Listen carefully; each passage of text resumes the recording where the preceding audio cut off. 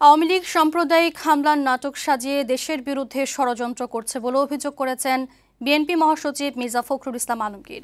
সকালে ঠাকুরগাঁওয়ে নিজ বাসভবনে সংবাদ সম্মেলনে তিনি এ অভিযোগ করেন। এ সময় সাম্প্রতিক হামলা বা নাশকতার সাথে বিএনপির কেউ জড়িত থাকলে তাদের বিরুদ্ধে ব্যবস্থা নেওয়ার হুঁশিয়ারি দিয়েছেন মির্জা ফখরুল। ঠাকুরগাঁও সংবাদদাতা নাহিদ রেজার পাঠানো তথ্য ও চিত্রে অরিসুল ইসলামের প্রতিবেদন।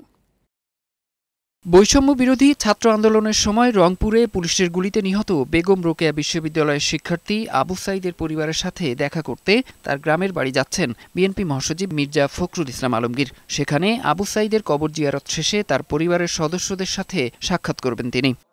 রংপুরে রওনা হওয়ার আগে ঠাকুরগাঁওয়ে নিজ বাসভবনে সাংবাদিকদের সাথে কথা বলেন তিনি। এ সময় মির্জা ফখরুল বলেন, সম্প্রতি ভারতীয় সীমান্ত এলাকায় হিন্দু সম্প্রদায়ের মানুষের ভিড় দেখা গেছে। একে আওয়ামী লীগের ষড়যন্ত্র হিসেবে বর্ণনা করে মির্জা ফখরুল বলেন, সাম্প্রদায়িক নাটক সাজিয়ে বাংলাদেশের ভাবমূর্তি ক্ষুণ্ণ করছে তারা। পরিকল্পিতভাবে এখানে আমরা বিভিন্ন ঘটনার নাটক সাজিয়ে তারা এটাকে প্রচার করছে। নাটক ওই পরে একটা ধারণা দেওয়া যে আমরা এখানে নির্যাতিত হচ্ছি, তাই আমরা এখন এখানে এই দেশে থাকবো না। বিএনপি মহাসচিব বলেন, সাম্প্রতিক সহিংসতাকারীদের বিষয়ে তারা কঠোর অবস্থানে রয়েছেন।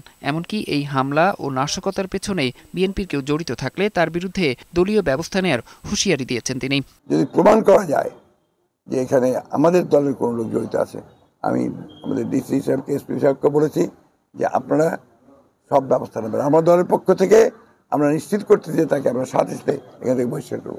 সংবাদ সম্মেলন শেষে ৪ আগস্টে নাশকতার শিকার জেলা বিএনপির দলীয় কার্যালয়ে পরিদর্শন করেন মির্জা ফখরুল ইসলাম আলমগীর। ডেস্ক রিপোর্ট, বৈশ্বিক সংবাদ।